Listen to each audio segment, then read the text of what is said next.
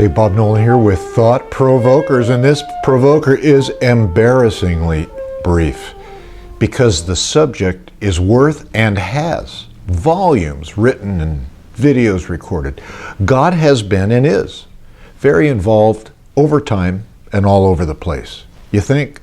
Including your life, your culture, and our planet. I've spent enough hours and days in some foreign cultures, including Central America and Southeast Asia, to be aware that cultures and ethnicities are human for sure, but also different for sure.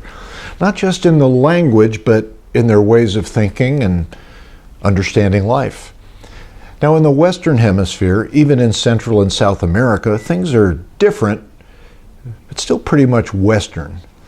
In Southeast Asia, like China, maybe not so much. They are Eastern for sure. I can't say I'm really educated, but I am slightly briefed on the involvement of God in China and regions beyond.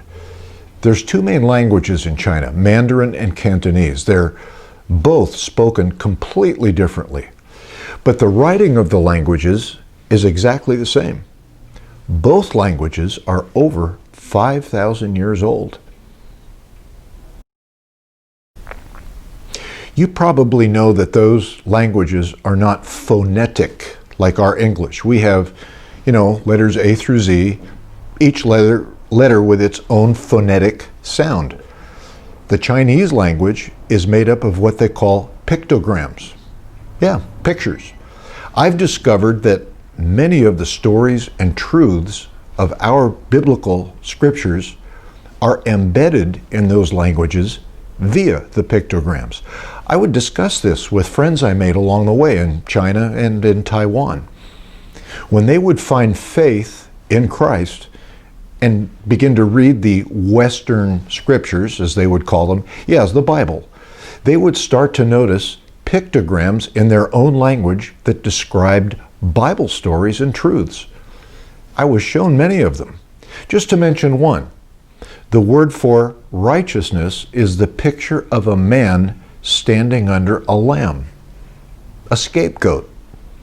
Here's the pictogram right here. Now, it may not look like a man under a lamb to us, but I have verified it with people in the know. They even have writings they call scriptures that have stories exactly parallel with the Bible's story of creation in Genesis 1 through 3. Now, back in both the Old and New Testament days, when they wrote the word world, it usually meant the Roman Empire, especially in the New Testament. It's not that they were unaware of China or other places, but their world was the Roman Empire. I discovered in my visits to China that their dynasties were larger in geographical size and population back in those times. So people have asked, well, if they were so big, where was God at with them? Or where was God for them? So big and so many people. Well, it turns out that many of his words and truths were embedded in their language and culture. The word righteousness I just mentioned is just one of hundreds of them. Again, when people there see this, they know that the God of heaven has been very involved with them and preparing them to hear heaven's message, the gospel. I'll put a couple of links below this video if you have interest in hearing a fuller explanation. Don't doubt me on this, it's not boring. Just a quick personal story. I've had a friend up in the Montana area. He developed a friendship with the Blackfoot tribe.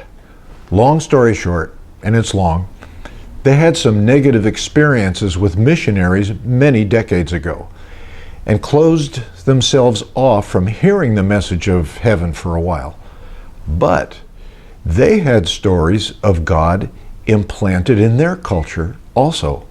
One day they said to my friend, maybe you are the one we've been waiting for.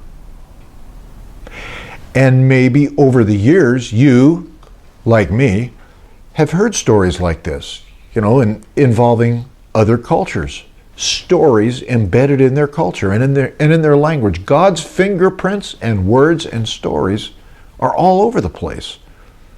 So let your thoughts be provoked that God is involved all the time, all through time, and all over the place.